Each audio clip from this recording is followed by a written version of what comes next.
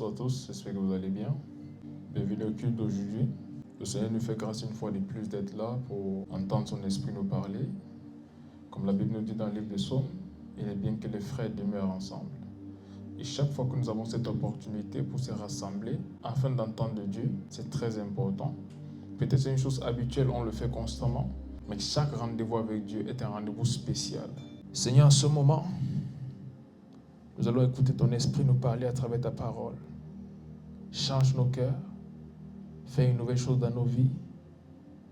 Transforme-nous, Seigneur, et glorifie-toi à travers nous, au nom puissant de Jésus-Christ. Amen. Alors en ce jour, nous allons parler d'un sujet très particulier, un sujet très important et je dirais même clé pour l'œuvre de Dieu dans la vie d'un enfant de Dieu. Vous savez, Dieu nous a sauvés pour une raison. Nous avons été sauvés pour servir Dieu. Plusieurs pensent qu'ils ont été sauvés pour ne pas aller en enfer.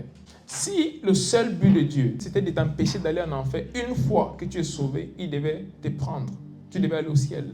Mais pourquoi après ton salut, il va te laisser ici? Pourquoi après avoir accepté Jésus-Christ, Dieu te permet encore d'être dans ce monde? Pourquoi est-ce qu'il te laisse ici, malgré le fait que tu es déjà enfant de Dieu? C'est parce que tu as un rôle à jouer. C'est parce qu'il y a quelque chose que c'est toi seul qui es capable de faire.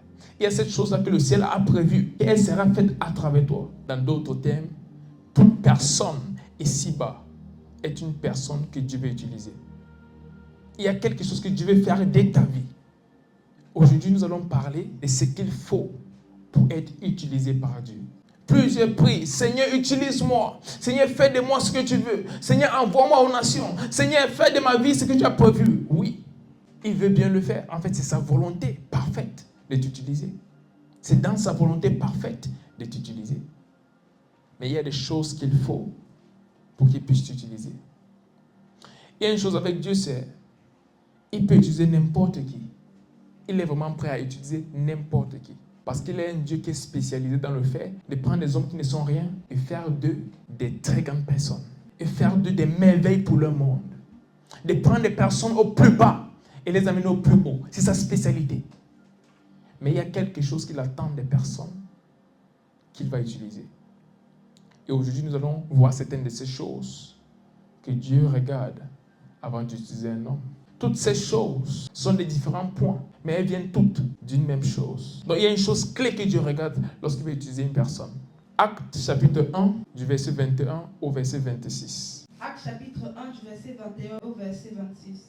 Il est écrit: il faut donc que parmi ceux qui nous ont accompagnés tout le temps, que le Seigneur Jésus a vécu avec nous.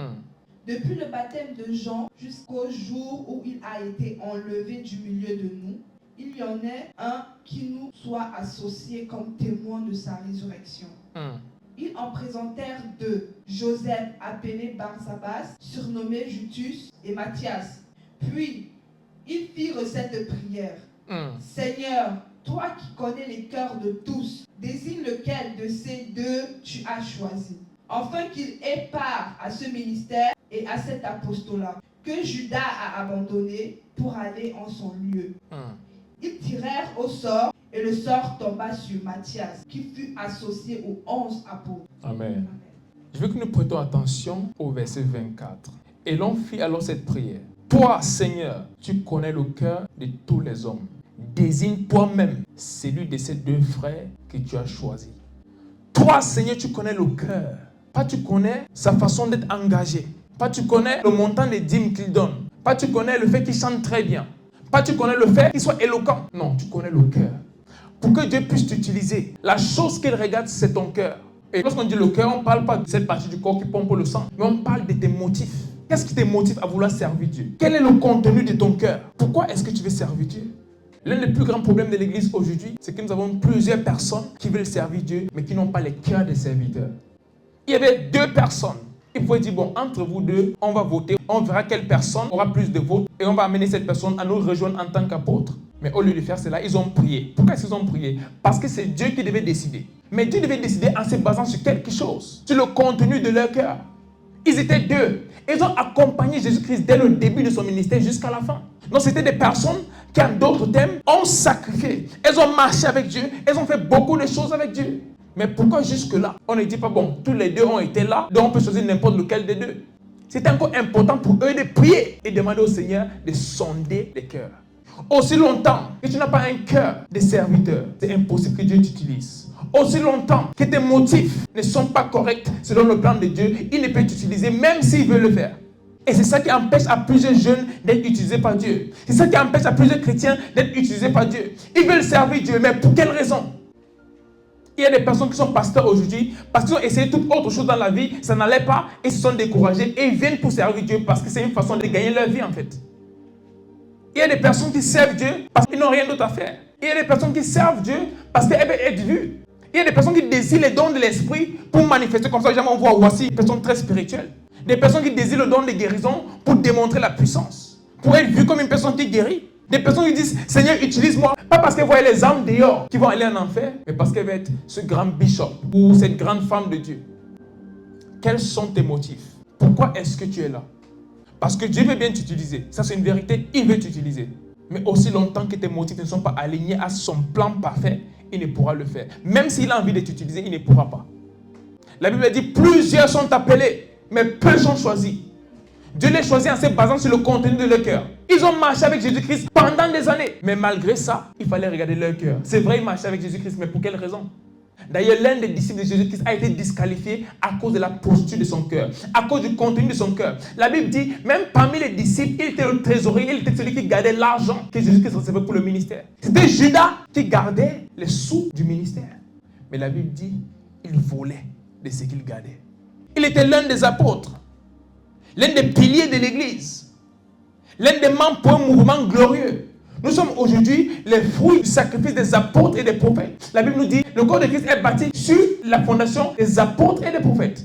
Donc Judas, normalement, faisait partie de ces apôtres. Mais qu'est-ce qui a fait en sorte que Judas s'est disqualifié? Son cœur. Il marchait avec Jésus-Christ comme les autres apôtres, mais il avait d'autres intentions. Oh, l'homme-ci, il fait des miracles. L'homme-ci, on le suit beaucoup. Il y a trop de foule derrière lui, sûrement l'argent va entrer. Et si je garde l'argent, je peux puiser de là. Son but n'était pas gagner des âmes. Son but n'était pas que le plan de Dieu soit accompli, non. Lui, il voulait juste gérer l'argent. Comme ça, de temps à autre, il va retirer quelque chose. C'est vrai, tu es là, tu pries, Seigneur, utilise-moi. Tu passes sur les 100 jours de jeûne et plusieurs jours de ceci et de cela. Et parfois, tu te dis, mais Seigneur, malgré tout ce que j'ai fait, pourquoi est-ce que je ne vois pas l'onction dans ma vie? Pourquoi je ne vois pas cette manifestation dans ma vie? Pose-toi la question, quels sont mes vrais motifs? Pourquoi est-ce que je vais être utilisé par Dieu? Il y a plusieurs personnes qui prient, Seigneur, aide-moi à passer à un autre niveau. Elles font des prières, Seigneur, aide-moi à passer à un autre niveau. Plusieurs personnes font cette prière-là. Et tous les jours, c'est comme si elles ne bougent pas. Et se demandent pourquoi. La vraie question doit être, pourquoi est-ce que je vais passer à un autre niveau? C'est quoi mon but de vouloir passer à un autre niveau? Est-ce pour glorifier Dieu à un autre niveau? Ou est-ce pour que je sois vu de façon plus grande? Est-ce pour que les gens puissent voir que voilà, finalement, on a eu ce gars-là qui devait venir. C'est lui le vrai sauveur. Et c'est toi qui dois être visible. Ou tu veux que Jésus-Christ soit visible à travers toi? En cette génération, Jésus-Christ lève une armée. Et c'est une armée pour lui qui va prêcher sa parole et qui va conduire cette dispensation jusqu'à son retour. Mais combien de personnes sont prêtes à avoir des vrais motifs, à avoir des motifs qui sont dans le plan de Dieu? Combien de personnes sont prêtes à avoir des cœurs qui sont disposés à servir Dieu pour ce qu'il est? Pas pour leurs propres projets qu'elles ont et qu'elles utilisent l'église de Dieu comme un moyen de satisfaire leurs propres besoins. Mais qu'elles viennent là-bas parce qu'elles voient le fardeau de Dieu. Les âmes perdues, des personnes à gagner à Christ, des gens qui souffrent. Le don de guérison, par exemple, ça opère par la compassion. Quand tu vois des malades, est-ce que ça te fait mal? Est-ce que ça te fait mal? Ou tu désires le don de guérison comme ça, lorsque tu vas venir quelqu'un est malade, tu dis « out !» La personne guérit sur place, on dit « waouh, le gars, c'est vraiment son don là, c'est extraordinaire. » Peut-être c'est la raison pour laquelle jusqu'ici, ça n'opère pas dans ta vie. Parce que Dieu n'est pas là pour nourrir ton orgueil. Dieu est là pour se glorifier et rendre les hommes contents. Plusieurs personnes vont avoir accès à des choses cachées de Dieu lorsqu'ils vont changer les motifs de leur cœur. Seigneur, toi qui connais le cœur de tous les hommes, désigne toi-même celui de ces deux frères que tu as choisi. Ils ont tous été appelés, mais là il fallait choisir. Plusieurs sont appelés, mais peu sont choisis. Et Dieu les choisit en fonction des motifs de leur cœur, en fonction de leur motivation. Qu'est-ce qui les motive à suivre Jésus-Christ? Qu'est-ce qui les motive à venir à l'église tous les jours? Qu'est-ce qui les motive à vouloir servir? Qu'est-ce qui les motive à montrer même cette humilité? Qu'est-ce qui les motive? Quelle est ta motivation? Ce moment-là est venu encore où Jésus-Christ recrute plusieurs, où plusieurs vont être ajoutés au nombre de ceux qui vont porter ce flambeau de l'évangile en ces fins de temps. Et le ciel demande une fois de plus, j'ai besoin d'un serviteur qui ira pour nous. Une fois de plus, le ciel fait ce cri-là. Qu'est-ce qu'on va envoyer et qui ira? C'est la requête du ciel en ce moment. Et pourtant tu es là, je suis là. Et vous savez quelque chose? Si tes motifs ne sont pas corrects, si ton cœur n'est pas correct, si ton désir n'est pas aligné au plan de Dieu, malgré la disponibilité physique, il ne pourra pas t'utiliser. Il faut être disponible au niveau de ton cœur. Et cela, c'est à travers tes motivations. Lisons 1 Samuel chapitre 16, verset 7. 1 Samuel chapitre 16, verset 7. Et l'Éternel dit à Samuel, ne prends point garde à son apparence et à la hauteur de sa taille, car je l'ai rejeté. L'Éternel ne considère pas ce que l'homme considère. L'homme regarde à ce qui frappe les yeux, mais l'Éternel regarde au cœur. L'Éternel ne regarde pas ce que l'homme considère. L'homme considère ce qui frappe aux yeux, mais l'Éternel regarde le cœur. Une fois de plus, le cœur. Le prophète Samuel est l'un des plus grands prophètes de tous les temps. C'est même lui qui a oint le siège sur lequel Jésus-Christ s'est assis en tant que fils de David. C'est lui qui a oint David, qui est un vrai exemple d'un roi et d'un sacrificateur, qui est notre description dans la Nouvelle Alliance. Voilà à quel niveau le prophète Samuel était. Mais la Bible nous dit ici qu'il est allé pour oindre un roi pour Israël, dans la maison de Jesse. Je ne sais pas si c'est en français on dit Jesse ou c'est Jesse. L'un des fils du père de David avait physiquement tout ce qu'il fallait pour être un roi. Il était beau, il était fort physiquement. Tout ce qu'il fallait pour un roi, il l'avait. Mais Dieu a regardé à celui-là, il a dit, je l'ai rejeté. Car je ne regarde pas à ce qui est visible. Je ne regarde pas à ce qu'on fait extérieurement. Peut-être dans ta façon de servir Dieu aujourd'hui, plusieurs te regardent et se disent, waouh, voici une personne que Dieu va utiliser. Mais Dieu ne regarde pas ce que les autres la regardent, il regarde ton cœur. Quels sont tes motifs? Peut-être tu es tous les jours à l'église en train de faire des choses, tu nettoies le sol, tu arranges les bancs, tu fais ceci, tu vas chez le pasteur, faire des choses et tout le reste. Ça, c'est bien. Mais pour quelle raison? Plusieurs personnes font ça afin d'être bien vues par les autres. Certaines personnes font ça afin d'obtenir des faveurs de leurs leaders. Certaines personnes servent comme ça à l'église parce qu'elles vont avoir une place. Et plusieurs pensent qu'en faisant ça, ils servent Dieu. Non, ils perdent leur temps. Parce que Dieu regarde le cœur. Est-ce que tu cherches la reconnaissance des hommes quand tu fais des choses, ou tu fais ces choses parce que tu attends que Dieu se glorifie à travers elles? Et même les hommes de Dieu sont victimes de ces choses-là. Parfois tu arrives à un culte, tu veux manifester la puissance de Dieu, pas parce que tu sais que les vies vont être transformées, mais tu veux qu'on dise que waouh, ce pasteur il est fort. Quand il arrive, tout change. Ne tombons pas dans le piège de faire des choses extérieurement, pourtant à l'intérieur, nous n'avons pas les motifs corrects, parce que nous allons perdre le temps. La Bible dit Dieu est esprit et que celui qui l'adore en esprit et en vérité. Si tu veux servir Dieu, c'est un esprit et en vérité. Et cela commence par le cœur, ta posture de cœur. Quelle est ta posture de cœur? Lorsque Dieu sonde ton cœur, est-ce qu'il voit un fardeau pour les hommes? Est-ce qu'il voit un fardeau pour ta génération? Ou il voit juste le fait de vouloir se glorifier, de vouloir se faire de l'argent et tout le reste? Et on ne parle pas que du ministère. Peu importe le domaine dans lequel Dieu va t'utiliser, il va regarder ton cœur. Il y a 7 ans, Dieu veut qu'ils soient des grands politiciens dans les nations. Dieu veut qu'ils soient des dirigeants même dans les affaires. Dieu veut les confier des très grosses sommes, même dans les affaires. Mais lorsque Dieu regarde leur cœur, ils ne vont pas aider le plan de Dieu. Ils ne vont pas se donner à utiliser ce que Dieu les a donné pour le plan que Dieu a. Ils vont utiliser ces choses-là pour eux-mêmes. Et pour cette raison, Dieu n'arrive pas à les positionner. Parfois, il leur donne un petit truc. Il voit comment il gère ça. Il se dit, si j'amène cet homme-là quelque part, il va faire pire que ça. Certaines, à peine Dieu les bénit financièrement, ils arrêtent de venir à l'église. Le dimanche devient le jour de sport, le jour des réunions. Ils ont toutes les raisons possibles pour ne plus aller à l'église.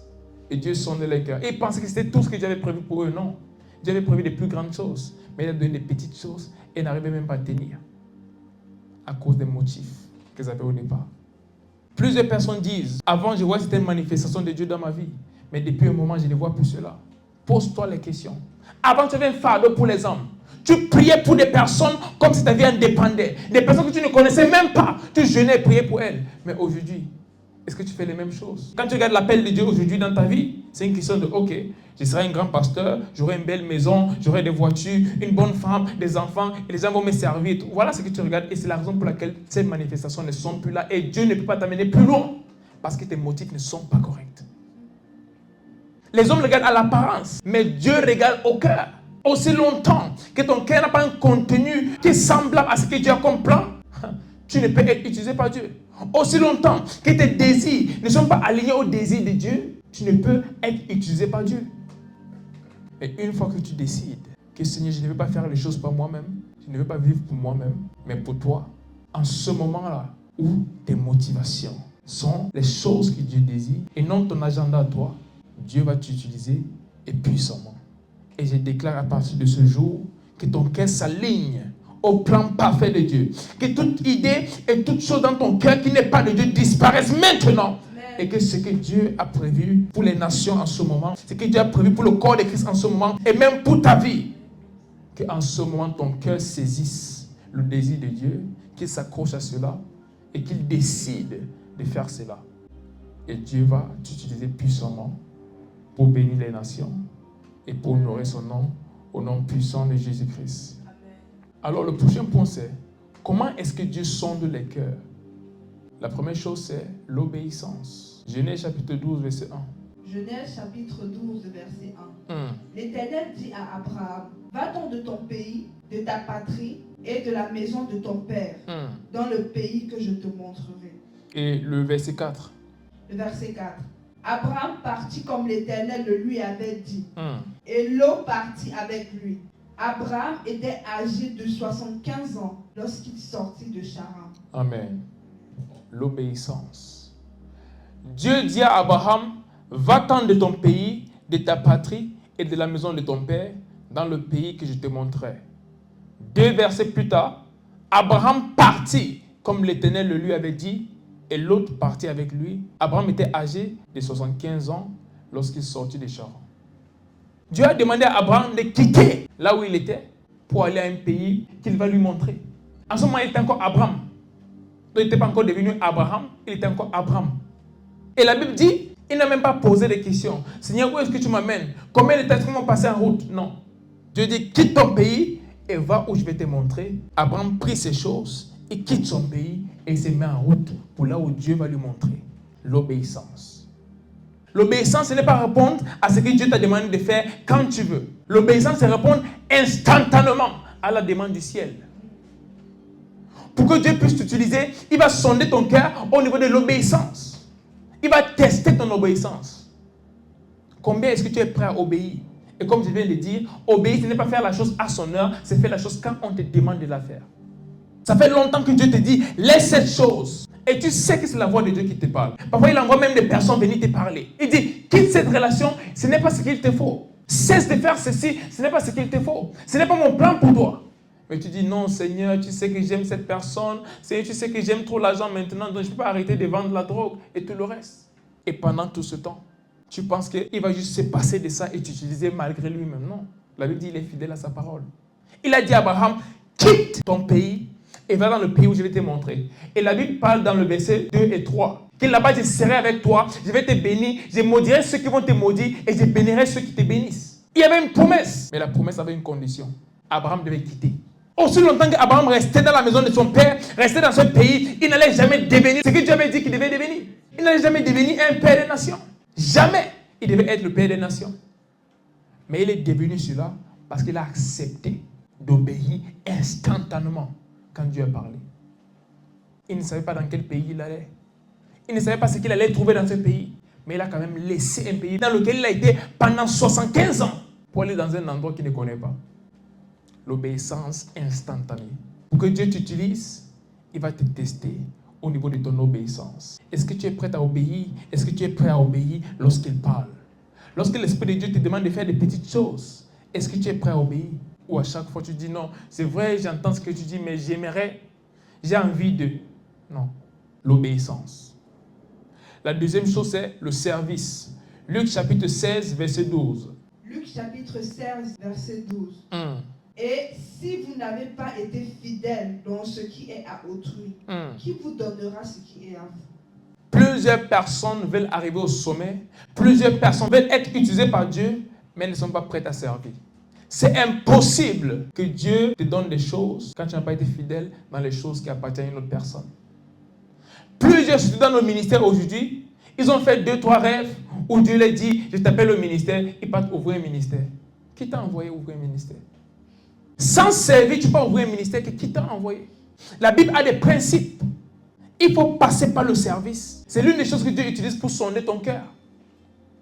Parfois, tu veux même aller loin dans le business et il te place sur quelqu'un. Il te dit, c'est. Et pendant ce temps, tu ne gagnes pas de l'argent et tout le reste, mais tu apprends. Et tu dois être fidèle dans ce que tu fais. Il te confie des petites choses et des choses qui ne sont même pas à toi, des choses de quelqu'un d'autre. Est-ce que tu es prêt à servir? La Bible dit, si vous n'avez pas été fidèle dans ce qui concerne autrui. Quand on parle d'autrui, ça veut dire que ça ne t'appartient pas. Donc pour servir là-bas, ce n'est pas un gain personnel, c'est pour quelqu'un d'autre. Donc tu te vois en train de fournir d'efforts. Tu fais beaucoup de choses. Pourtant à la fin, ce n'est pas toi qui gagne. C'est quelqu'un d'autre. Mais est-ce que tu le fais? Tu es dans ton église. Quelle est la tâche qui est à toi? Quel est le rôle que tu joues? Quelle est cette chose dans ton église qui dépend de toi?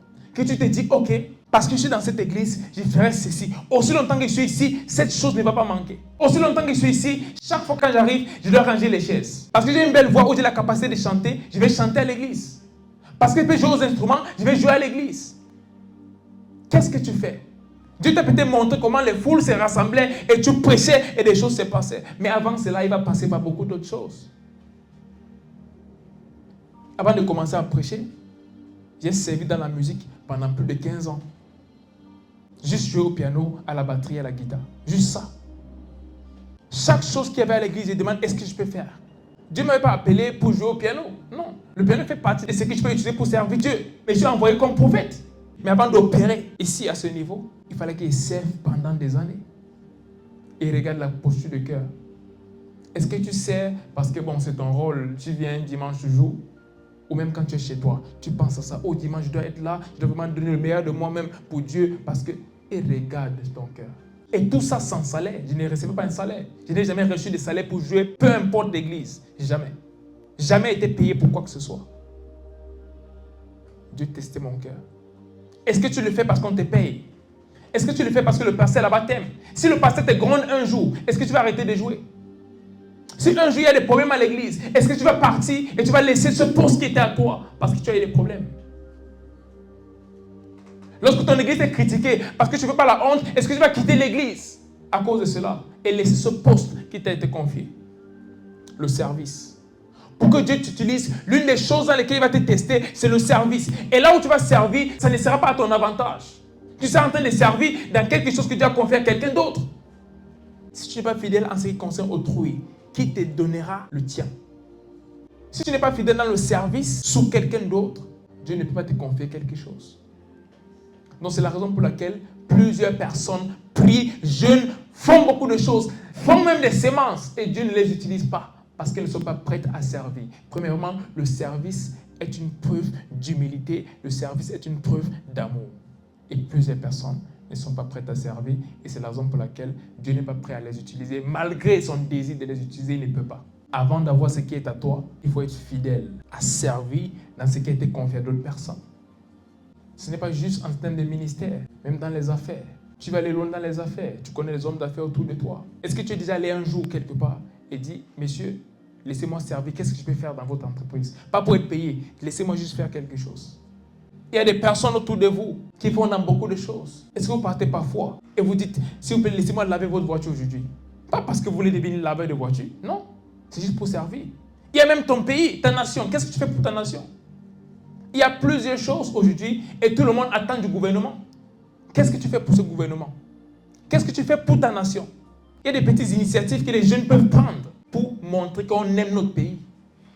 Mais à chaque fois, on critique. Oh, on a fait ceci, on a fait cela. Le gouvernement dirige mal, machin, truc. À ton niveau, qu'est-ce que tu fais? Tu as quelque chose à apporter à ta nation. Qu'est-ce que tu fais en tant que citoyen? En tant qu'enfant de Dieu, qui doit être un exemple d'un bon citoyen, qu'est-ce que tu fais pour ta nation? Ou tu rejoins tout le monde à critiquer. Oh, ce pays, c'est fini. Non, non. Qu'est-ce que tu fais pour changer les choses? Peut-être que tu n'es pas encore ministre dans ce pays. Tu n'es pas encore président dans ce pays. Mais à ton niveau, en tant que citoyen, qu'est-ce que tu fais? tu n'arrives pas à servir la nation en tant que citoyen, tu ne pourras pas la servir en tant que président, tu ne pourras pas la servir en tant que directeur, tu ne pourras pas la servir en tant que ministre ou quoi que ce soit. Peu importe ce que tu peux avoir comme rôle après, si tu ne peux pas servir la nation en tant que citoyen, tu ne pourras pas bien servir la nation lorsqu'on te confie un poste.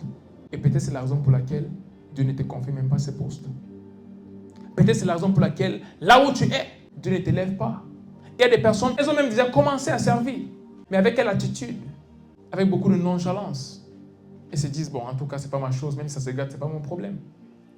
C'est pas mon entreprise, donc même si on fait des bêtes, c'est pas mon argent, c'est l'argent du boss.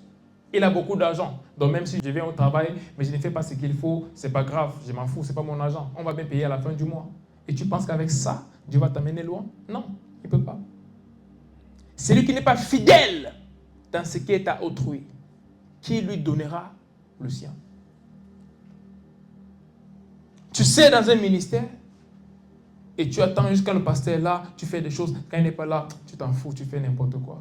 Et tu penses que c'est le pasteur qui va te récompenser. Non, il ne peut pas, c'est Dieu. Et Dieu regarde ce que tu fais quand personne ne voit. Le service. Servir, avoir un cœur de serviteur. Notre génération est remplie d'orgueilleux qui veulent aller loin. La Bible dit Dieu résiste les orgueilleux. Aussi longtemps que tu n'as pas l'humilité de servir, tu ne vas nulle part dans cette vie. Absolument nulle part. Il n'y a personne qui monte dans cette vie sans le service. Et pas n'importe quel service. Servir avec la bonne attitude. Nous avons des personnes comme Samuel dans la Bible. Il est né par prophétie, il est né pour être un prophète, mais la Bible dit Samuel a grandi dans le temple et il a servi sous Élie. Il a servi sous un autre homme de Dieu. Et la Bible dit même que Élie avait des problèmes parce que Dieu avait disqualifié Élie et ses enfants. Dieu avait disqualifié Élie et ses fils. Malgré ça, Samuel devait servir sous Élie pour devenir le prophète que Dieu avait prévu qu'il soit. On peut parler d'Élisée. Il a servi sur Élie également. Pas le même Élie, mais il a servi sur Élie. Parce qu'il y a un Élie le sacrificateur et l'autre Élie le prophète. Élisée a servi sous Élie le prophète. Et il a suivi partout. Même quand Élie lui a dit, bon, reste ici, je vais aller dans l'autre ville. Élisée a dit, pas de problème, je vais avec vous, mon maître. Et pas derrière Élie. Malgré la distance et toutes les villes que Élie changeait, Élisée marchait avec Élie. Que jusqu'où tu vas, je te suis. Et il a eu le manteau. Pendant que les autres fils des prophètes se moquaient de lui, que mais celui-ci il est fou. Pourquoi il part partout comme ça et tout le reste? Mais lui, il savait ce qu'il cherchait. Il y avait quelque chose qui était prévu pour sa vie. Et il a compris que c'était uniquement dans le service qu'il pouvait l'obtenir. Il a servi Élie. Il est parti avec lui partout. Même Élisée, lorsqu'il est devenu prophète, qu'est-ce qui s'est passé? Il a également eu d'autres prophètes qui servaient sous lui. Il a eu d'autres serviteurs. Même si certains d'entre eux n'ont pas pu hériter du manteau, parce qu'ils avaient des motifs qui n'étaient pas corrects.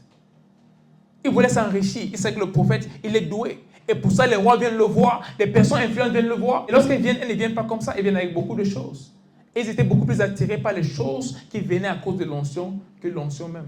Donc même les services n'étaient pas d'un cœur de sincérité. C'était à cause de ce qu'ils allaient gagner. Voilà comment l'un d'entre eux, au lieu même de recevoir le manteau, a plutôt reçu une malédiction. Il est devenu un lépreux. Tu veux que Dieu t'utilise? Tu vas servir et tu vas servir avec la bonne attitude.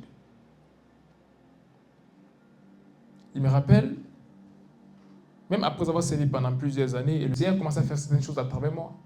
Des prophéties, des guérisons, beaucoup de choses. Plusieurs m'ont dit, mais crée une église, commence quelque chose. Tu sais, tu es jeune en plus, vas-y, fais quelque chose.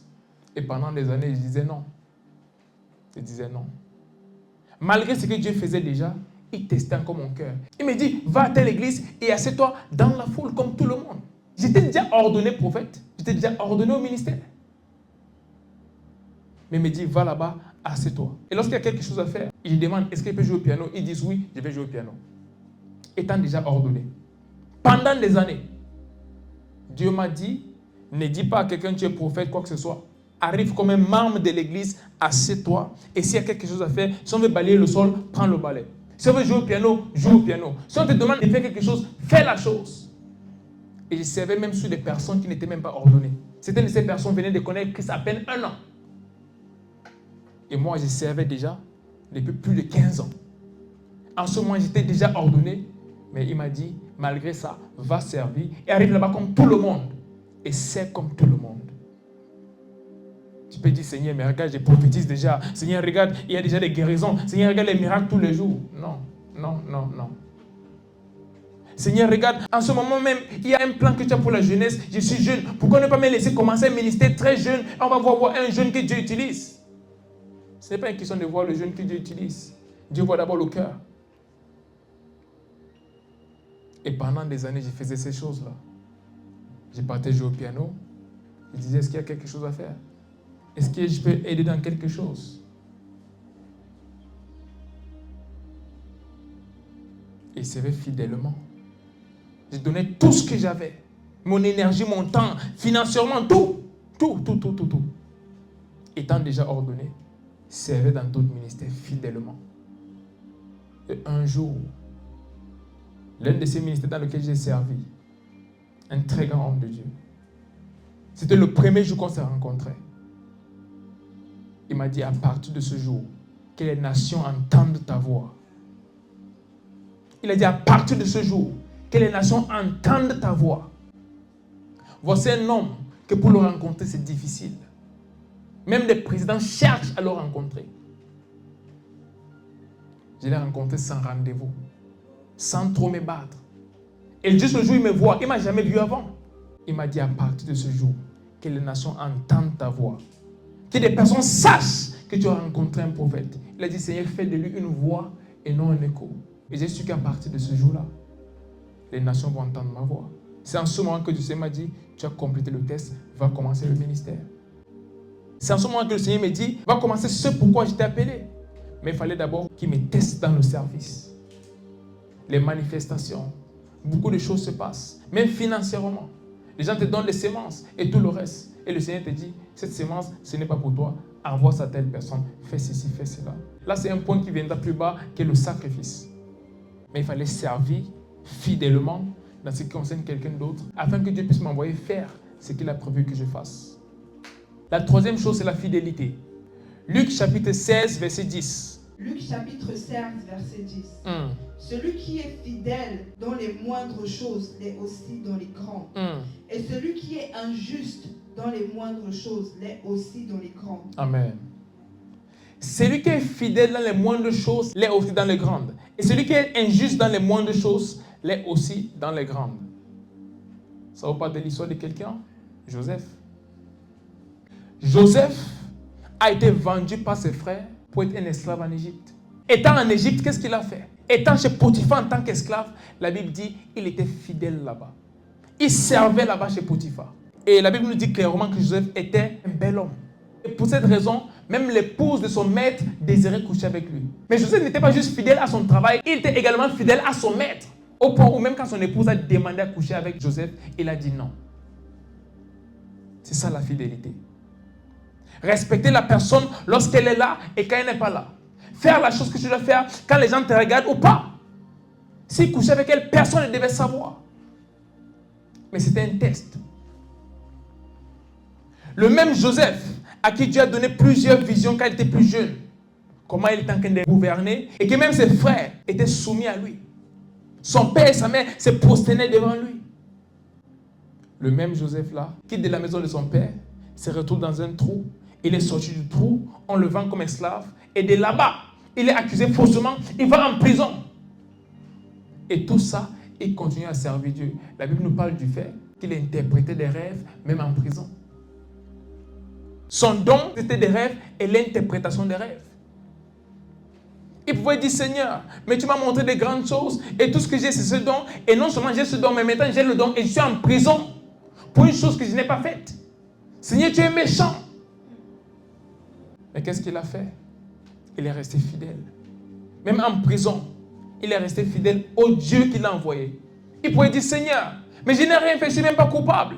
Je suis allé donner à manger à mes frères, ils m'ont pris, ils m'ont jeté dans un trou, ils m'ont sorti du trou, ils m'ont vendu en tant qu'esclave. Ici, chez cet homme, il travaille fidèlement et sa femme vient de m'accuser. Et là, on m'envoie en prison, pourtant je n'ai rien fait. Dieu, tu n'es pas un bon Dieu. Dieu, tu es méchant. Mais malgré ça, il est resté fidèle à Dieu. Il est resté fidèle à chaque maître sous qui il a travaillé en tant qu'esclave. Et la Bible dit, à cause de cela, ses maîtres prospéraient. Potiphar prospérait à cause de la présence de Joseph dans sa maison. Et cette prospérité venait de sa fidélité envers son Dieu et envers ce qu'il avait à faire. Cette prospérité venait de sa fidélité envers son Dieu et envers ses maîtres. Il était esclave, malgré ça, il n'a pas dit, bon, je suis esclave, donc je me fâche contre mon maître ou je ne fais pas ce qu'il faut. Étant esclave, il a toujours été fidèle envers son maître au point de décliner l'offre de la maîtresse. Juste parce qu'il voulait honorer son maître et lui être fidèle. Il a certes été jeté en prison. Et même là-bas, il a continué à être fidèle parce que la Bible nous dit, là-bas, il a été fait le chef des prisonniers. Même étant là-bas, s'il a été fait le chef, c'est parce qu'il était fidèle dans les petites choses qu'on lui donnait. Si on dit, laver la prison aujourd'hui, quand c'est le tour de Joseph, il n'y aura pas d'histoire, il va le faire. Étant un prisonnier qui était innocent, il était fidèle à Dieu, il était fidèle à ceux qui lui confiaient des rôles. Et la Bible dit, un jour est arrivé où Pharaon avait un rêve que personne ne pouvait interpréter. Et là, c'est lui qui avait même oublié Joseph. Parce que Joseph avait interprété son rêve en prison. Et ça s'est fait exactement comme il avait donné l'interprétation. Et celui-là, lorsqu'il est sorti, il a oublié Joseph. Mais ce jour est arrivé où le ciel s'est souvenu de lui. Et parce que le ciel s'est souvenu de lui, Pharaon a eu un rêve. Et non seulement Pharaon a eu un rêve, mais ce jour-là, celui qui l'avait oublié s'est souvenu qu'il y a un homme dans la prison qui sait interpréter des rêves. Et là, on l'a appelé. Et de prendre soin des choses de Potiphar en tant qu'un esclave. Et en prison, en tant que chef des prisonniers, il a commencé à gérer l'Égypte en tant que premier ministre dans un pays étranger. Il est resté fidèle malgré tout ce qu'il a traversé. Est-ce que tu es capable de rester fidèle envers Dieu malgré les choses que tu traverses? Est-ce que tu es capable de rester fidèle à ces personnes sous qui Dieu t'a placé? Peut-être tu n'es pas traité de la meilleure des façons, mais Dieu ne regarde pas ça. Il regarde la posture de ton cœur pendant que tu fais ce que tu fais. Tu n'es peut-être pas bien traité, mais est-ce que tu restes fidèle malgré ça? Dans cet endroit où tu sers, peut-être dans un ministère, il y a peut-être certains problèmes, mais est-ce que tu restes fidèle? Est-ce que tu restes fidèle? Premièrement à Dieu et deuxièmement envers ceux sur qui tu sers. Tu es marié, est-ce que tu es fidèle à ta femme? Est-ce que tu es fidèle à ton époux? Ou tu te dis, bon, elle ne saura pas, je vais quand même le faire derrière, personne ne saura, on va cacher ça. Mon mari ne saura pas, est-ce qu'on peut vérifier ça? Il ne saura pas, donc je ne vais pas faire des choses derrière son dos. Est-ce que tu es fidèle? C'est peut-être ça qui empêche à Dieu de t'utiliser. Tu vas dire, ok, non, ce n'est pas l'œuvre de Dieu, c'est mon foyer. Non, même avec ton foyer, Dieu va tester ta fidélité. Dieu va tester ta fidélité. Parce qu'il regarde le cœur. Si tu es capable de faire ça à ton foyer, tu peux faire ça avec son œuvre. Si tu es capable de tromper ton mari et tromper ta femme, tu es capable de faire beaucoup d'autres choses. Si Dieu te confie ces choses-là, Dieu regarde ta fidélité dans tout. Et c'est l'une des choses clés qu'il regarde avant de t'utiliser. La quatrième chose, c'est l'honneur. 1 Samuel chapitre 24, verset 6. On va accélérer un petit peu. 1 Samuel chapitre 24, verset 7. Et il dit à ces gens, que l'Éternel me garde de commettre contre mon Seigneur, louant de l'Éternel, une action telle que de porter ma main sur lui, car il est loin de l'Éternel. Que quelqu'un dise l'honneur. David avait été choisi comme le nouveau roi. Non seulement il a été choisi, mais l'huile avait même déjà coulé sur sa tête. Il a été oint comme le nouveau roi d'Israël. Mais malgré cela, Saül a tenté de le tuer plusieurs fois. Et voici une opportunité que David a eue pour tuer Saül et prendre le pouvoir. Même ces hommes ont dit, finalement, le Seigneur t'a livré Saül. Et David a dit, loin de moi de toucher à loin de l'Éternel. Et l'Éternel me garde de commettre contre mon Seigneur, loin de l'Éternel, une action telle que de porter ma main sur lui, car il est loin de l'Éternel. Voici une personne que Dieu a disqualifiée. Dieu a dit à Saül, je ne suis plus avec toi. Dieu a disqualifié Saül parce qu'il a désobéi contre Dieu. Et il a oint David comme le nouveau roi. Mais malgré ça, David honorait toujours qui Saül était. Il honorait toujours la personne de Saül. Saül avait péché contre Dieu et pour cela il a été disqualifié. Mais malgré ça, David a toujours honoré et l'a vu comme loin de l'Éternel. Et même en ce moment où David avait l'opportunité de prendre sa vie, parce que Saül cherchait à prendre la vie de David. Malgré le fait que la vie de David était en danger, il a dit ça c'est loin de l'Éternel, je ne peux le toucher. Quel niveau d'honneur! La Bible nous dit, Saül était possédé par un esprit. Et lorsque cet esprit le saisissait, on amenait David et David jouait à la harpe et l'esprit la partait. Non seulement honorer Saül par le fait de ne pas mettre sa main sur lui, mais il partait même jouer à la musique pour Saül, pour que les mauvais esprits qui le tourmentaient partent. David est un homme qui a compris le principe de l'honneur. Voilà pourquoi Dieu l'a élevé encore et encore. David était un homme qui avait compris le principe de l'honneur. Voilà pourquoi Dieu pouvait l'utiliser. Il savait que même si cette personne n'est plus la personne que Dieu utilise en ce moment, mais la main de Dieu a été sur cette personne. Cette personne était là avant moi. Cette personne avait cette chose avant que je ne l'aie. Même si j'ai cette chose maintenant, mais elle avait avant. Plusieurs arrivent même dans le ministère et n'arrivent pas à respecter ceux qui sont là, peut-être parce qu'ils ont des dons. Peut-être parce que c'est une manifestation de Dieu à travers la vie. Tout autre pasteur, tout autre leader, tout autre père dans la foi n'est pas important. Parce qu'en ce moment, c'est moi que Dieu utilise. Et certains ne s'arrêtent pas là. Ils commencent à combattre d'autres personnes.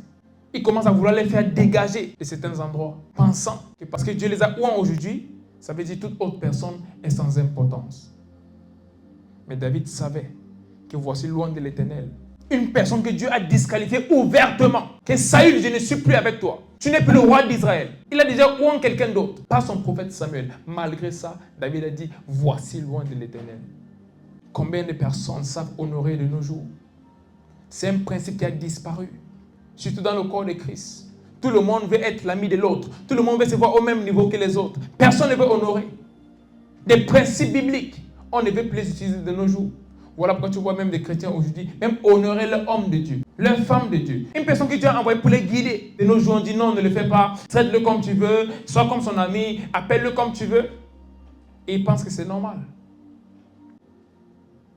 C'est impossible que Dieu t'utilise quand tu n'honores pas les gens que Dieu a placés avant toi. C'est impossible que Dieu t'utilise quand tu n'honores pas ceux qui sont passés avant toi. Il ne peut t'utiliser lorsque tu n'honores pas ceux-là qui sont partis avant toi. Impossible. Même si tu pries, tu jeûnes, tu fais n'importe quoi, aussi longtemps que tu n'honores pas ceux que Dieu utilisait avant toi, ceux qui l'utilisent même en ce moment, Dieu ne peut t'utiliser. Impossible. C'est ce que tu honores que tu attires. David savait, je peux tuer cet homme, mais il a été roi. Et si je le tue, de la même façon que je l'ai tué, si je deviens roi également, quelqu'un va prendre le pouvoir de la même façon. Je vais également me faire tuer.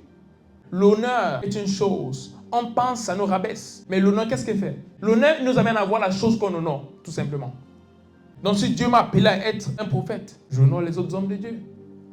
Lorsque j'entends les gens critiquer les hommes de Dieu et tout le reste, des jeunes à l'église, on critique ton pasteur. Tu es sous cette tension et tu es parmi ceux-là qui critiquent. Et tu penses que ce que Dieu a prévu pour toi, à travers lui, va se reposer sur ta vie. Ce n'est pas possible. C'est un piège dans notre génération. Où plusieurs jeunes qui veulent servir Dieu sont ceux-là qui critiquent les hommes de Dieu et pensent que l'onction va se reposer sur eux et ils vont faire quelque chose avec Dieu. C'est impossible. C'est juste impossible. Ce que tu n'honores pas, tu ne peux avoir. Ce que tu n'honores pas, tu ne peux avoir. Et ce n'est pas pour dire que ces personnes n'ont pas de fautes ou elles sont parfaites dans tout, non. Saül avait carrément été rejeté par Dieu. Donc Dieu l'a mis de côté, que tu n'es plus le roi. Malgré ça, David a dit, moi je te connais en tant que roi. Je t'ai connu comme roi et même si tu n'es pas le roi aujourd'hui, je t'honore quand même en tant que roi. Et pour cette raison, je ne pose pas ma main sur toi. Même si tu cherches à me tuer, je ne poserai pas ma main sur toi parce que tu es loin de l'Éternel. Combien de fois tu as agi contre les hommes de l'Éternel? Des personnes que Dieu a placées avant toi. Même si elles sont tombées, lorsque les autres se moquent d'elles, qu'est-ce que tu fais? Tu te rejoins à eux pour te moquer des serviteurs de Dieu, pour te moquer des servants de Dieu. Et tu te dis, sûrement un jour, l'onction va se reposer sur moi et je vais faire l'œuvre de Dieu. Et certains ne s'arrêtent pas là. Certains vont au point de les attaquer, au point de vouloir salir leur image, au point de vouloir les dégager de là où ils sont. Il n'y a pas d'honneur. Et là où il n'y a pas d'honneur, il n'y a pas d'héritage. Et c'est un problème clé dans notre génération, surtout en Europe. Il n'y a pas d'honneur. Tout le monde est l'égal de tout le monde. Je vois même les enfants qui parlent à des aînés. Appellent les aînés par leur nom. Quelqu'un qui a 20 fois ton âge. Tu vois des enfants, mais à la maternelle. Appeler les pauvres par leur nom. Et pour eux, ça ne les gêne pas. Ils pensent que c'est une bonne chose. C'est de la stupidité.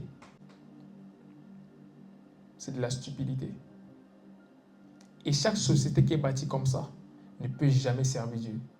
Parce que dans ce royaume, il y a des choses, il y a des principes.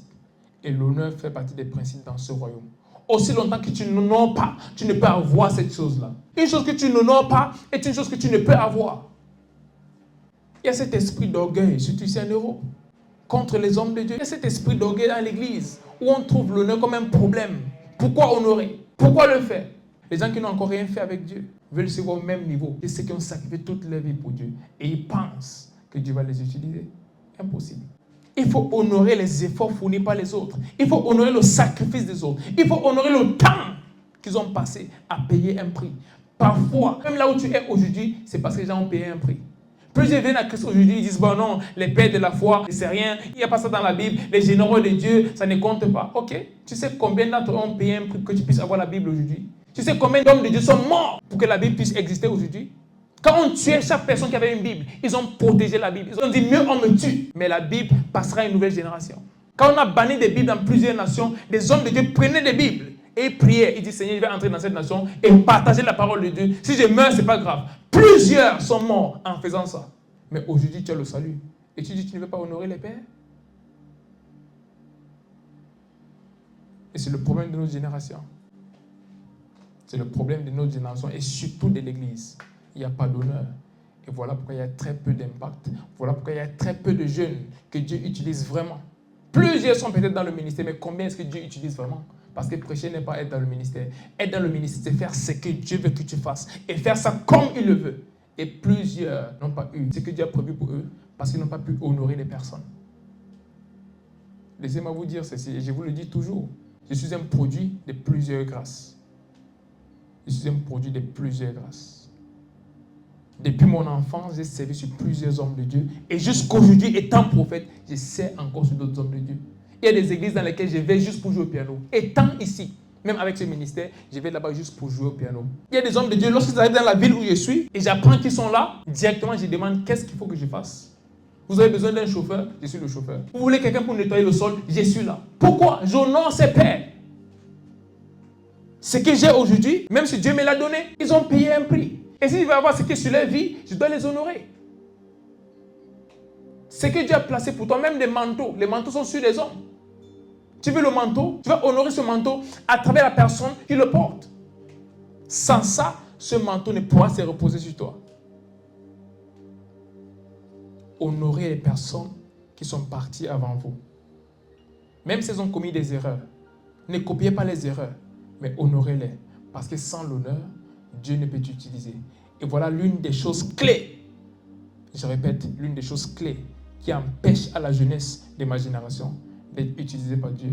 C'est le manque d'honneur qui vient d'un orgueil sponsorisé par l'enfer. Où des gens qui ne connaissent absolument rien veulent être en égalité avec des gens qui connaissent beaucoup. Parfois, vous n'avez même pas un écart en termes d'âge. Ça peut être des jeunes comme toi, mais est-ce que tu as le niveau avec Dieu? Honore-les, ce ne sont pas tes amis. Nous sommes tous pareils devant Dieu en termes de son amour pour nous, mais pas en termes d'utilité. Et l'utilité devant Dieu dépend du sacrifice, dépend des expériences avec lui. Et donc, vous êtes peut-être au même endroit, et on entend des choses comme « Non, nous sommes tous enfants de Dieu. Pourquoi dire que celui-ci est ceci et tout le reste ?» Est-ce que tu as l'impact qu'il a? Vous êtes tous enfants de Dieu, mais est-ce que tu as son impact? Et s'il a cet impact, c'est parce qu'il y a quelque chose qu'il fait avec Dieu. C'est parce qu'il y a des choses par lesquelles il est passé. Il a payé un prix pour être là où il est. Un prix que tu n'as pas encore payé. Et malgré ton âge, peu importe ce que tu as, aussi longtemps que tu n'es pas à ce niveau, honore le niveau. Ce n'est qu'ainsi que tu iras là-bas. Si ma génération comprend ça, on va aller loin. Mais aussi longtemps qu'on veut chercher à frôler les épaules d'égalité, ou même avec des gens qui ne sont pas à notre niveau, laissez-moi vous dire la vérité. Tous les hommes ne sont pas au même niveau.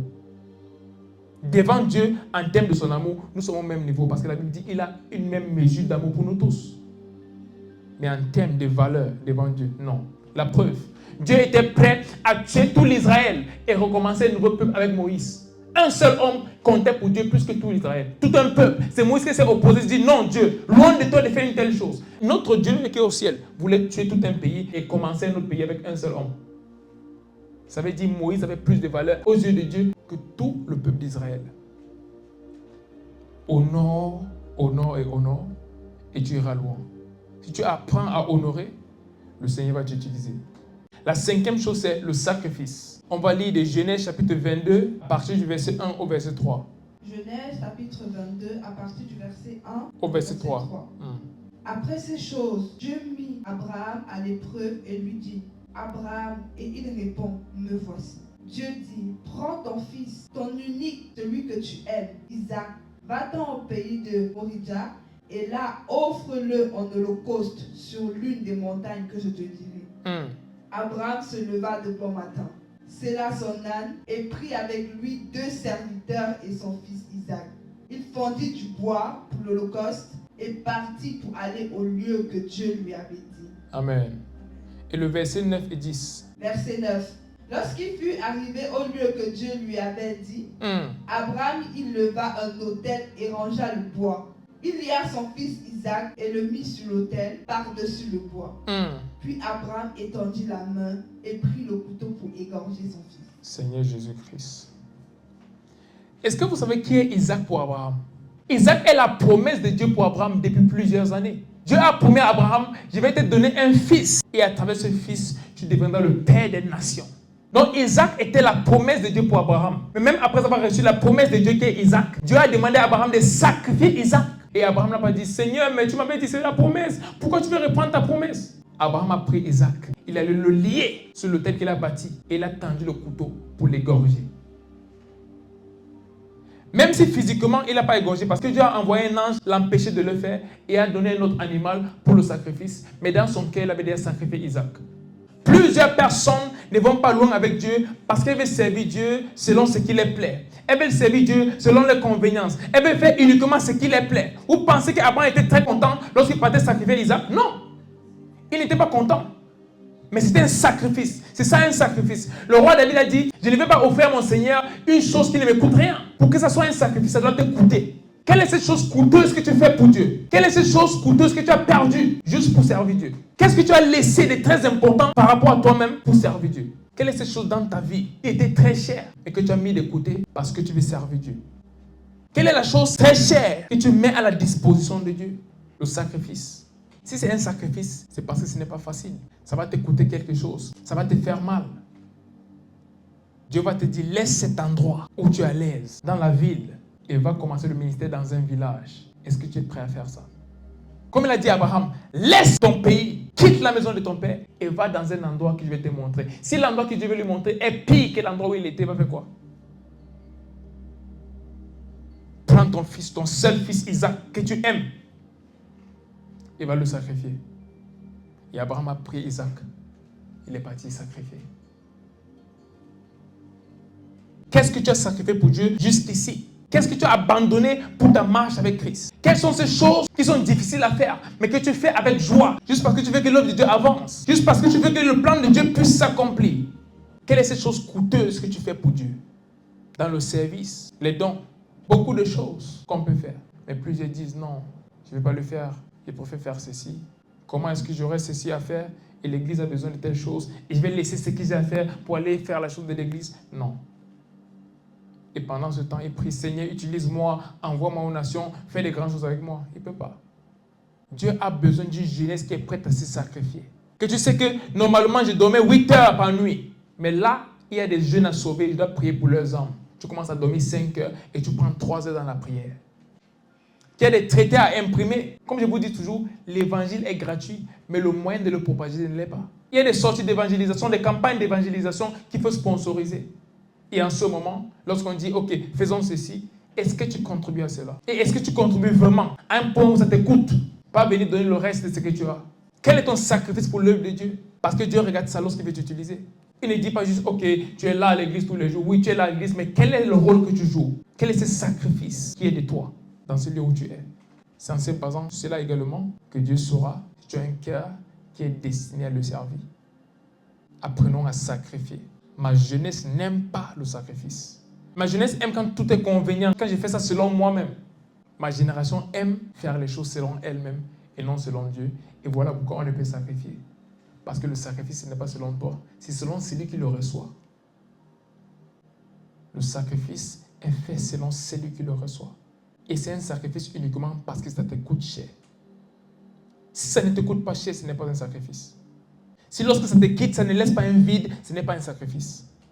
Si tu peux facilement remplacer la chose par autre chose, ce n'est pas un sacrifice. C'est un sacrifice lorsque ça te coûte cher. C'est un sacrifice lorsque ça part, ça crée un vide. C'est un sacrifice lorsque ça part, ça fait mal. Abraham avait le fils, la promesse de Dieu pour lui. Et il l'a mené, il l'a posé sur l'autel, il a tendu le couteau pour l'égorger. Et même si physiquement Dieu l'a empêché de le faire, mais dans son cœur, il l'avait déjà fait. Apprenons à sacrifier si nous voulons être utilisés par Dieu. Comme je vous disais, en dehors du service et tout le reste que je faisais, presque tout ce qui entrait dans mes mains, Dieu me dit sacrifie ceci, sème ceci à l'église, s'immiscer dans la vie de telle personne. Même en route, je suis en train de marcher, je vois des personnes. Et tout ce qui me reste, je vais voir quelqu'un en route, Dieu me dit, descends de ta voiture et va donner les sous qui te restent à cette personne. J'ai parlé à certaines personnes, j'ai dit, un jour, j'ai rentré de l'église en Ukraine. Et je venais de faire une sémence, ma plus grosse sémence jusqu'à ce moment-là. Je venais de la faire à l'église ce jour-là. Et j'avais juste un peu d'argent qui me restait pour aller à l'école le lendemain. Et je suis arrivé à l'entrée du métro, j'ai vu cette vieille maman, elle demandait de l'argent. Normalement, tous les jours, je donnais de l'argent, mais ce jour, j'avais déjà tout donné à l'église, donc il me restait juste un peu d'argent pour mettre dans ma carte de métro afin d'aller à l'école le lendemain. Et j'entends le Saint-Esprit me dire, donne ça à cette femme. Dans ma tête, je commence à dire, non, je dois aller à l'école demain. Et c'était une bonne cause, la cause était noble. Il faut ça pour aller à l'école demain, sinon je ne pourrais pas aller. Et j'entre dans la station de métro, et le Seigneur dit, retourne donner cet argent à cette femme. Je suis sorti de la station du métro. J'ai commencé à la chercher. Elle n'était même pas très loin. Elle était juste là en train de monter les escaliers. Et j'arrive devant elle. Et je sors cet argent. Et je mets dans son gobelet.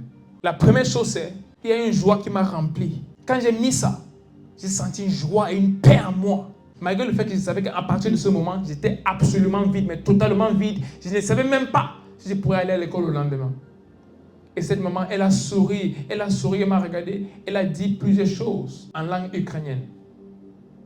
Et j'ai recommencé à descendre les escaliers. Et avant de prendre le virage, je me suis juste dit, ok, je guette un coup d'œil juste pour la voir une dernière fois. Je me retourne, je ne vois personne. Une maman de son âge ne peut pas monter les escaliers aussi rapidement. Je venais juste de lui donner cela, et j'étais en train de descendre, et je me retourne, elle n'est plus là. Qui sait qui c'était? La Bible dit, nous avons eu des rencontres avec des anges sans savoir. J'ai pris le métro ce jour, de la station de métro à laquelle je suis entré, à la station de métro où se trouvait ma maison. Lorsque je suis sorti du métro, quelqu'un m'a appelé des États-Unis et m'a envoyé une somme qui était plus de 150 fois ce que j'ai mis dans le gobelet de cette maman. C'était plus de 150 fois ce que j'ai donné à cette personne. Pas un autre jour. Juste le temps d'entrer dans le métro ici, et sorti de l'autre côté, j'ai reçu une somme de quelqu'un qui était plus de 150 fois ce que j'avais donné à cette dame. Mais il fallait d'abord le faire. C'était tout ce que j'avais. J'avais une bonne raison d'ailleurs. Comment j'irai à l'école demain? C'est une bonne cause. Je ne te demande pas d'aller prendre ton argent de l'école et donner à des personnes. Mais je te demande d'écouter la voix du Saint-Esprit quand il te demande de sacrifier. Sacrifie. Obéis et fais-le. Obéis et fais-le. Et ce n'est même pas juste en termes d'argent. Parfois, tu vas sacrifier des finances, mais ce n'est pas en termes de finances que ça va revenir. Ça va revenir en autre chose. Et parfois, ce n'est même pas des finances que tu sacrifies. C'est ton temps, comme je disais tout à l'heure. Prier pour des âmes. Normalement, tu dors 7 heures. Mais maintenant, il y a des âmes à gagner. Tu dois aller prêcher à des personnes. Mais comment aller prêcher sans prier pour elles? Tu passes 2 heures de temps à prier, donc tu dors maintenant 5 heures. Le sacrifice. Si tu veux être utilisé par Dieu, tu dois vivre une vie de sacrifice total. Ceux que Dieu utilise sont ceux qui se sacrifient. Dieu n'utilise pas les gens qui font les choses à leur moment, qui font les choses selon elles. Il utilise des gens qui font les choses selon lui. Et servir Dieu demandera encore et toujours du sacrifice. Toujours. Donc si tu veux être utilisé par Dieu, tu dois t'attendre à sacrifier à chaque fois. Tu dois t'attendre à mener une vie de sacrifice. Et j'ai pris qu'à partir de ce jour, le Seigneur t'aide à mener cette vie-là au nom puissant de Jésus-Christ. La 6e chose, c'est la foi. Romains chapitre 4, verset 3, la Bible dit, Abraham crut à Dieu et cela lui fut imputé à justice. Comment est-ce qu'il a cru à Dieu? La Bible nous fait comprendre que Dieu lui a demandé de quitter là où il était pour aller dans un pays inconnu. Il a eu la foi en Dieu, il a obéi, il est parti. Dieu lui dit, prends ton fils Isaac et sacrifie-le en holocauste. Abraham a cru en Dieu et il a pris Isaac pour aller le sacrifier. Il avait la foi. Plusieurs aujourd'hui n'arrivent pas à servir Dieu parce qu'il manque un certain niveau de foi. La Bible dit qu'il nous a été donné une mesure de foi. Mais plusieurs n'exercent pas leur foi. Leur foi reste une théorie. Je crois en Dieu, mais je ne crois pas que je pourrais le faire. Non, tu ne crois pas en lui. Je crois en Dieu, mais ce qu'il me demande de faire, c'est difficile, c'est compliqué, c'est risqué. Tu ne crois pas en lui. Et quand tu n'as pas la foi, Dieu ne peut t'utiliser. La Bible nous dit même, sans la foi, il est impossible de plaire à Dieu. C'est dans le livre d'Hébreux. C'est impossible de plaire à Dieu sans la foi. Mais plusieurs veulent même le servir sans la foi. Il te demande, fais cette chose. Et tu dis, Seigneur, si je fais cette chose, comment est-ce que je pourrais faire l'autre chose que j'avais prévu faire? Seigneur, si je vais dans cet endroit où tu m'envoies, comment est-ce que ma vie sera? Peut-être il te demande de quitter un endroit qui est avantageux selon les hommes pour aller dans un autre endroit. Et il a prévu quelque chose pour toi là-bas. Mais tu restes sur l'aspect physique. Si je quitte cet endroit où je suis pour aller à cet autre endroit, comment est-ce que je vais faire? Pour certains, il a même dit, laissez ce que vous faites comme travail et entrez dans le ministère. Ils disent, non. Le ministère là où les pasteurs peinent à manger, ils peinent à avoir de quoi se nourrir et prendre soin de leur famille. Je vais laisser mon travail d'ingénieur, mon travail de footballeur, mon travail de banquier pour aller faire ça? Non. Et parce qu'ils n'ont pas la foi d'obéir à Dieu et de laisser la chose qu'ils ont pour aller là où Dieu les attend, ils n'auront jamais ce que Dieu a prévu pour eux. Pour que Dieu puisse t'utiliser, tu dois avoir la foi et tu dois marcher par la foi. La Bible dit, le juste vivra par la foi. Si tu es juste, tu dois vivre par la foi. Et c'est l'une des choses que Dieu regarde avant d'utiliser un homme. Il regarde si cet homme croit en lui et si cet homme est prêt à agir sur sa foi à chaque fois. Il y a plusieurs choses que Dieu m'a demandé de faire que je ne pouvais même pas partager avec les gens. Parce que j'ai partagé, ils allaient me dissuader. Plusieurs choses que Dieu m'a demandé de faire. Même mes propres parents, je ne les disais pas. Parce qu'ils vont dire, oui, c'est vrai, c'est Dieu, mais tu es notre fils. C'est normal en tant que parent, ils vont se sentir comme ça. Ils veulent ton bien. Ils veulent ton bonheur. Et parfois, on peut tellement vouloir ton bien qu'on te sorte du plan de Dieu. Dieu va te dire, quitte cet endroit et va à tel endroit. Il m'a dit ça. Je ne suis pas venu en France parce que je voulais venir en France. Moi, j'avais d'autres projets pour ma vie. Et la France, croyez-moi, ne faisait pas partie des pays dans lesquels j'allais m'installer. Pas du tout. C'est la voix de Dieu dans ma chambre. Quitte l'Ukraine, va en France. Et j'ai pris la route. On m'a dit non, va en Allemagne, il y a des meilleures opportunités, va à tel pays. J'ai dit non, Dieu m'a dit France. C'est ce que j'ai entendu, c'est France. Par la foi, je suis arrivé ici. Plusieurs m'ont dit, oh, comment tu auras des papiers en Allemagne? On avait des personnes qui pouvaient t'aider pour des papiers. Ici en France, personne ne va t'aider. J'ai dit, Dieu m'a dit, va en France. S'il m'a dit, va en France, je lui fais confiance. Il va mettre tout en place pour que je puisse avoir tout ce qu'il me faut. Aujourd'hui, toutes ces choses-là, c'est de l'histoire ancienne. J'ai tous mes papiers, tout ce qu'il me faut. Parce que j'ai obéi à la voix de Dieu. Même si je n'ai pas vu les choses, mais au moins j'ai entendu la voix. Ça, c'est mon témoignage à moi. Il y a plusieurs autres choses. J'ai entendu des hommes de Dieu à qui Dieu a dit, quittez la ville où vous êtes et allez commencer un ministère dans un village. Des hommes de Dieu qui étaient professeurs d'université, des hommes de Dieu qui étaient docteurs dans beaucoup de choses, Dieu leur demande de quitter, non seulement de quitter leur emploi, mais aussi de quitter la ville et aller commencer un ministère dans un village. Et aujourd'hui, ils sont parmi les plus grands dans le monde. Et les gens disent que non, ils ont fait ceci, ils ont mis leurs mains quelque part. Est-ce que vous savez quel niveau de foi il a fallu pour obéir à une telle chose? Où tu quittes le bonheur physique pour aller dans un endroit qui est comme recommencer ta vie à 0 ou même à -5. Des endroits où il n'y a pas d'ouverture. Il n'y a pas d'ouverture, tout est fermé. Et Dieu te demande de laisser tout ce que tu avais pour aller dans cet endroit-là, pour commencer son œuvre. Et tu obéis. Ça, c'est la foi. Et c'est impossible que Dieu t'utilise sans la foi. Écoutez l'histoire du pasteur Chris. Quand il a laissé même ses études pour se lancer dans le ministère, il a dit, on a dit dans sa famille qu'on est fier de lui par rapport à beaucoup de choses, sauf le fait qu'il aille à l'université pour à la fin laisser les études pour venir être pasteur. Ils ont dit, pourquoi tu n'as pas décidé d'être pasteur depuis? Comme ça, on ne t'envoie même pas à l'université. Donc pour eux, c'était une perte de temps et une perte d'argent de l'envoyer à l'école pour qu'il finisse par être pasteur. Il a abandonné les études après pour servir Dieu. Et pour eux, c'était une perte de temps. Mais aujourd'hui, regardez. Un seul programme de cet homme. Plus de 7 milliards de personnes dans le monde sont connectées en une fois. Une fois. 7 milliards de personnes. Vous avez vu quel programme dans le monde qui rassemble 7 milliards de personnes? Et il n'est pas en train de danser. Non. Il est en train de prêcher la parole de Dieu. Et des milliards dans le monde se connectent. Plusieurs personnes ont laissé plusieurs choses pour Dieu. Je me rappelle des hommes de Dieu que Dieu a dit, laisse tout ce que tu fais et va me servir. Voici des hommes de Dieu qui étaient riches. Des hommes de Dieu qui avaient des affaires, ils avaient beaucoup de choses. Et Dieu dit, abandonne ça, va me servir. Pour obéir à ça, il faut la foi. Plusieurs personnes veulent investir dans ça. Et tu vois comme c'est une bonne opportunité et Dieu te dit, investis plutôt dans l'autre chose. Et tu te dis, non Seigneur, regarde, même les experts du marché disent ça. Et Dieu te dit, investis là-bas.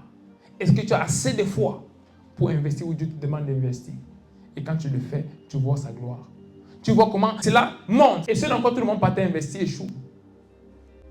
Mais combien ont la foi d'écouter ce que Dieu dit et d'agir instantanément? La foi est l'une des choses que Dieu va regarder avant de t'utiliser. C'est l'une des choses sur lesquelles il va sonder ton cœur. Est-ce que tu crois en lui? Est-ce que tu crois en chaque parole qu'il te donne? Même si physiquement ce qu'il dit n'a pas de sens, mais est-ce que tu vas appliquer cela parce que c'est lui qui le dit? La 7e chose, c'est l'humilité. La Bible nous dit clairement que Dieu résiste les orgueilleux, mais il fait grâce à ceux qui sont humbles. Aussi longtemps que tu n'as pas l'humilité, Dieu ne peut t'élever. Si tu vois un homme qui a été élevé par Dieu, c'est parce qu'il était humble. Toute personne élevée par Dieu, c'est un résultat de l'humilité. Aussi longtemps que tu n'es pas humble, Dieu ne peut t'élever. Maintenant, être humble, ce n'est pas prendre une posture physique où tu fais comme si tu es un faible. Non, ça, ce n'est pas l'humilité. L'humilité, c'est vraiment une posture de cœur. Voir Dieu pour qui il est, voir des gens pour qui ils sont. Ne pas se voir au-delà de qui tu es réellement. L'humilité est une chose clé quand tu veux servir Dieu. Et c'est impossible de faire toutes les autres choses dont j'ai cité en haut sans être humble. Il faut l'humilité pour avoir la foi. Savoir que dans ta propre pensée, cette idée est stupide. Mais parce qu'elle vient de Dieu, elle est l'idée la plus sage du monde. Donc je l'applique parce qu'elle vient de Dieu. Il faut me soumettre à la volonté de Dieu. Et ça, c'est l'humilité. Pour honorer d'autres personnes, les voir pour qui elles sont et voir que ce sont des personnes que Dieu a placées avant moi ou devant moi, je dois être humble pour voir ça ainsi. Pour obéir à Dieu, je dois être humble pour dire, voici ma décision, mais voici ce que Dieu a dit. Donc je me rabaisse et je me soumets à la décision de Dieu malgré mes propres pensées, malgré mes propres décisions. Pour servir, il faut être humble. Ce n'est même pas ta chose, c'est la chose de quelqu'un d'autre. Et tu dois te donner pleinement et entièrement à faire ça. Plusieurs ne peuvent pas. Mais ceux qui servent sont des personnes humbles. Et la dernière chose, qui n'est pas la dernière tout entièrement, mais la dernière pour nous, qui est notre 8e point, c'est la persévérance. Luc chapitre 8. Luc chapitre 8, verset 43. Or, il y avait une femme atteinte d'une perte de sang depuis 12 ans, qui avait dépensé tout son bien pour les médecins sans qu'aucun n'ait pu la guérir. Elle s'approcha par derrière et toucha le bord du vêtement de Jésus. Au même instant, la perte de sang s'arrêta. Amen. La Bible nous dit pendant 12 ans, cette femme avait un problème, qui était un problème de perte de sang. Cette femme était atteinte d'une perte de sang depuis 12 ans. Elle avait tout dépensé chez les médecins sans aucune solution. Mais malgré ça, elle cherchait toujours une solution. Après 12 ans d'essai, elle a encore essayé d'autres moyens de trouver sa guérison. Elle n'a pas dit, bon, ça fait 12 ans que j'essaye, bon, j'abandonne. Non. Elle a décidé de persévérer, qu'un jour, j'aurai ma guérison. Je ne sais pas où, je ne sais pas quand, mais une chose est sûre, un jour, je serai guéri. Après 12 ans de partir de médecin en médecin sans solution, elle a vu Jésus-Christ, elle a dit, je vais encore aller toucher, ne serait-ce que sa robe. Et je crois que je serai guéri. Plusieurs personnes font toutes ces autres choses. Mais est-ce qu'elles arrivent à persévérer lorsqu'il y a des choses qui ne sont pas confortables? Est-ce qu'elles arrivent à persévérer dans les moments difficiles? Dieu ne travaille pas avec des personnes qui abandonnent à chaque petite chose, non. Pour que Dieu t'utilise, il doit se rassurer que tu es capable de tenir ferme même face à l'adversité. Il y a des choses dans ta vie pour lesquelles tu pries depuis longtemps et il n'y a pas de réponse. Et Dieu voit si tu vas continuer à le servir malgré ces choses-là. Cette femme, depuis 12 ans, elle cherche une solution. Elle cherche, elle va chez des médecins. La Bible dit qu'elle avait dépensé tout ce qu'elle avait, tous ses biens, chez des médecins, sans aucune réponse, sans aucune solution. Malgré ça, elle n'a pas croisé les bras. Elle a vu Jésus-Christ, elle a dit, ok, je vais encore tester une fois de plus. Et ce jour-là, elle a eu son miracle. Sans la persévérance, c'est impossible d'être utilisé par Dieu. Impossible. Sans la persévérance, Dieu ne peut t'utiliser. Il est très important que les enfants de Dieu comprennent qu'en tant qu'enfants de Dieu, certaines choses vont prendre du temps pour se faire. Et parce que ces choses prennent du temps, il est très important qu'on persévère jusqu'à la fin. Et en ce moment, j'aimerais te dire quelque chose. Ouvrons la Bible dans Hébreux chapitre 10, verset 36. Hébreux chapitre 10, verset 36. Car vous avez besoin de persévérance, afin qu'après avoir accompli la volonté de Dieu, vous obteniez ce qu'il vous est promis. Amen. Car vous avez besoin de persévérance, afin qu'après avoir accompli la volonté de Dieu, vous obteniez ce qui vous est promis. C'est la persévérance qui t'amène à obtenir la promesse. Tu as peut-être fait ce que Dieu attendait de toi. Mais est-ce que tu es capable d'attendre le moment de la promesse? Est-ce que tu es capable d'attendre le moment de la récompense? Plusieurs chrétiens, ils finissent ce qu'ils doivent faire et ils pensent que c'est fini. Non. Peut-être à la fin de ce que tu as fait, la récompense ne viendra pas tout de suite. Est-ce que tu es capable de persévérer jusqu'à ce que Dieu te récompense pour ce que tu as fait? La Bible nous dit ici qu'après avoir accompli la volonté de Dieu, vous obteniez ce qui vous est promis. Il y a une promesse de Dieu pour ta vie. Dieu t'a promis plusieurs choses. Mais est-ce que tu es capable d'attendre jusqu'à l'accomplissement de ces choses-là? Malgré les circonstances, malgré la réalité autour de toi, est-ce que tu es capable d'attendre jusqu'à ce que le moment que Dieu a désigné pour l'accomplissement de ces choses-là arrive? Il est très important d'avoir cette patience en tant qu'enfant de Dieu, de persévérer jusqu'à ce que Dieu a prévu s'accomplisse selon son plan parfait. Plusieurs personnes avortent leur destinée parce qu'elles n'ont pas de persévérance. Elles n'arrivent pas à persévérer. Il y a cette impatience que nous avons. Une fois que la chose ne se fait pas selon notre programme, on abandonne. Que non, ça, ce n'est pas le plan de Dieu, je laisse. Non, c'est le plan de Dieu, mais tu n'es pas juste capable d'attendre jusqu'à la fin. Sois patient, sois persévérant. Sans ça, tu ne peux accomplir le plan de Dieu pour ta vie.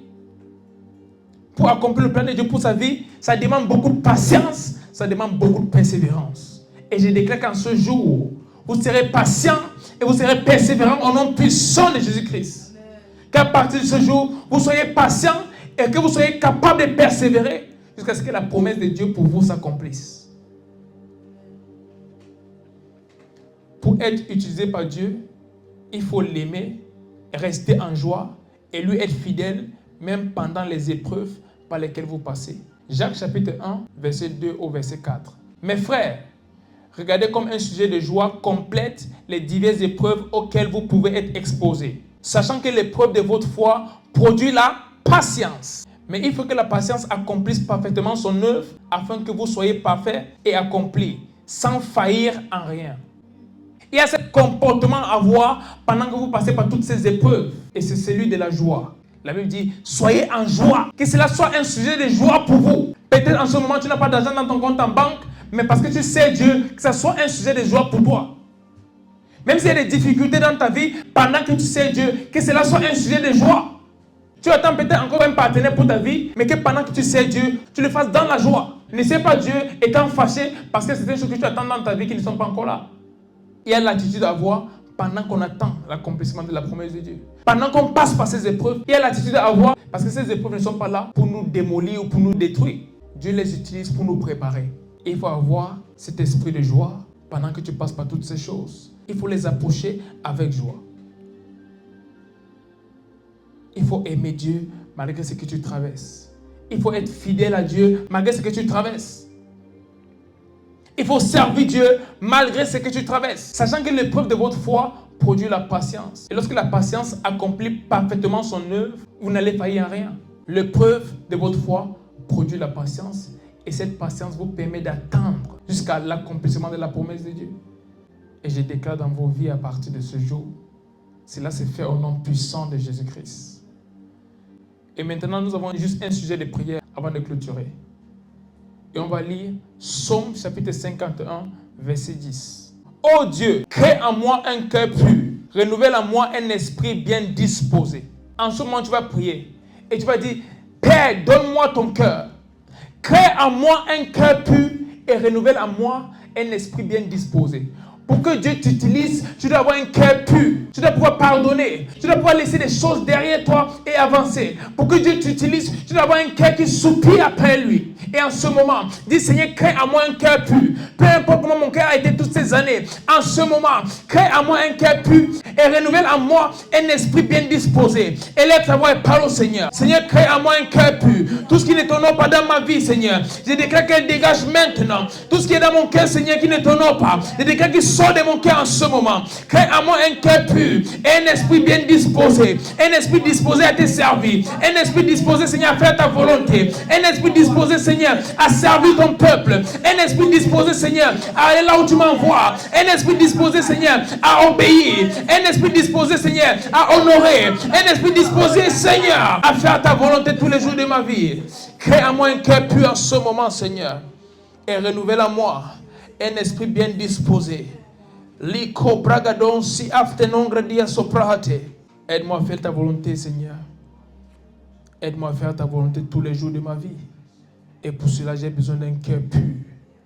Un cœur qui ne garde rien de ce qui n'est pas de toi. Un cœur qui ne garde pas l'amertume, qui ne garde pas la colère, même contre des personnes qui m'offensent. Un cœur qui libère tout et qui ne retient uniquement ce qui est de Dieu.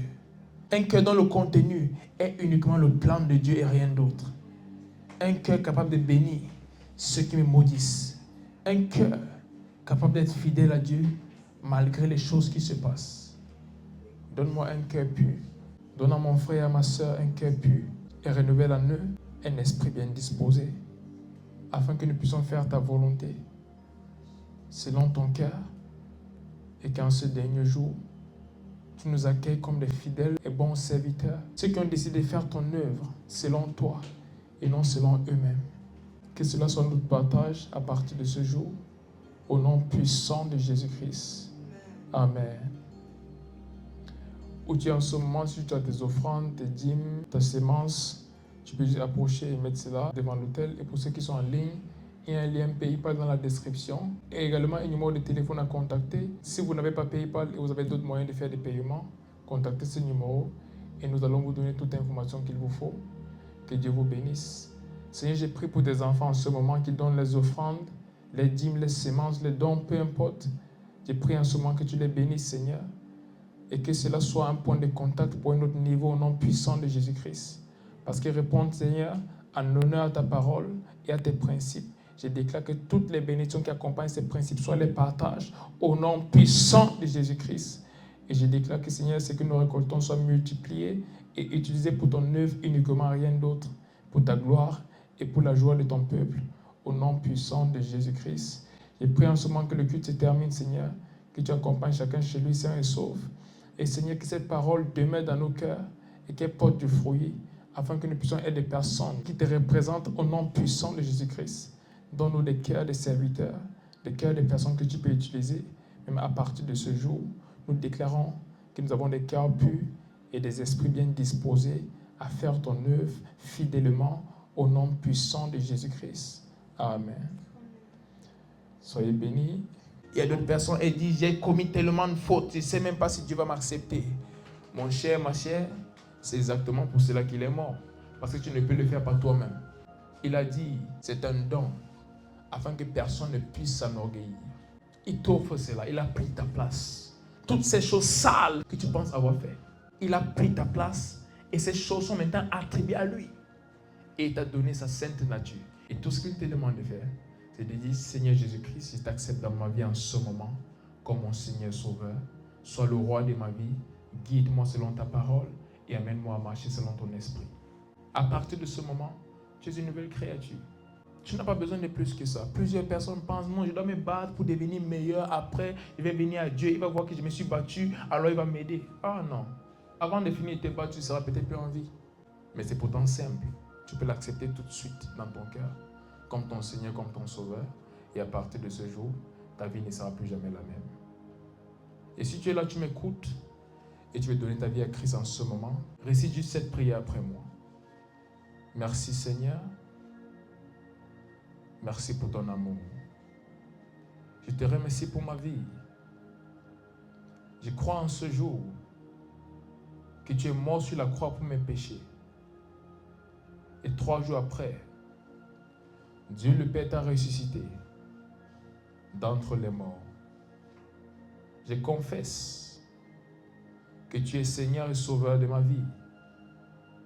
Et par la foi, je reçois le don de la vie éternelle. Merci Seigneur, car les choses anciennes sont passées. Et voici toutes choses sont devenues nouvelles. Merci Seigneur, car je suis né de nouveau. Et je reçois la grâce pour vivre pour toi tous les jours de ma vie et pour accomplir ta volonté parfaite pour moi. Je suis transformé par ta parole. Je suis guidé par ton esprit. Et je marche intimement avec toi jusqu'à la fin de mes jours. Et lorsque tu reviendras, je serai parmi ceux-là qui iront au ciel pour demeurer avec toi pour toujours. Au nom puissant de Jésus-Christ. Amen. Félicitations à toi si tu as fait cette prière. À partir de ce jour, tu es un enfant de Dieu. Tu es né de nouveau, né par l'Esprit de Dieu.